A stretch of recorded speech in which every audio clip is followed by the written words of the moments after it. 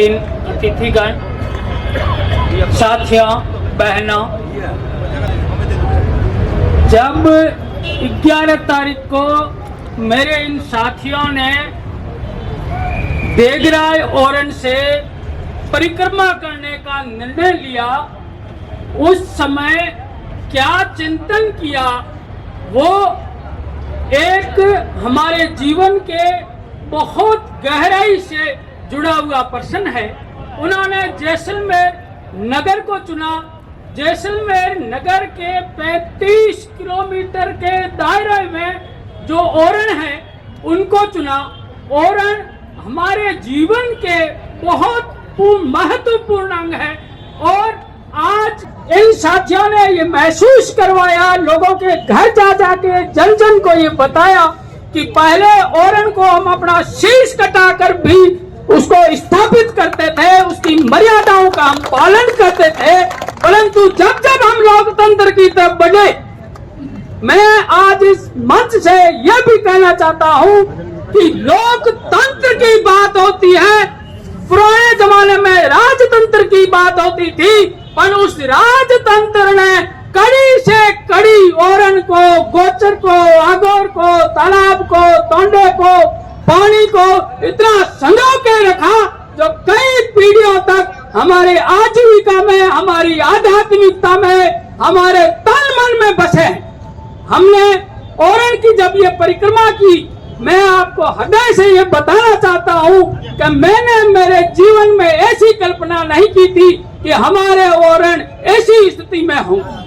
हम ये सोचते हैं कि हमारे ओरण बदतर स्थिति में है। मैं आपको अभी इस 9 दिन चुना है हमने, चाहे वो 9 दिन उपासना के समझो, चाहे आप देवतुल्य भाई बहनों की परिक्रमा के समझो, हम आपको ये विश्वास देते हैं कि जब तक ये ओरण की और गोचर की और तालाब की ये साम्राज्य भूमि ये दर्ज नहीं होगी राजस्व में, तब तक हम आपके दरवाजे पे आपको नमन करने के लिए, आपको याद कराने के लिए हम आते रहेंगे।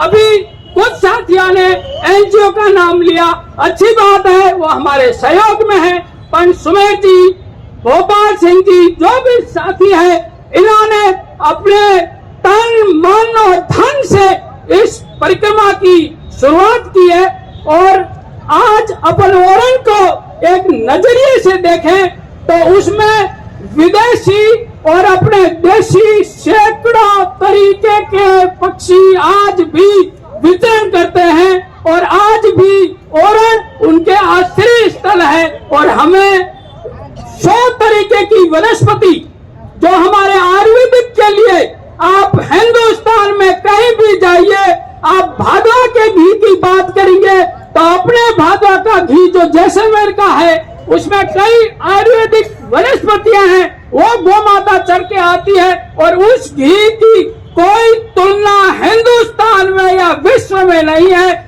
ऐसी हमारी ये आयुर्वेदिक औषधि है हमारे जीवन के लिए, हमारे बच्चों के भविष्य के लिए।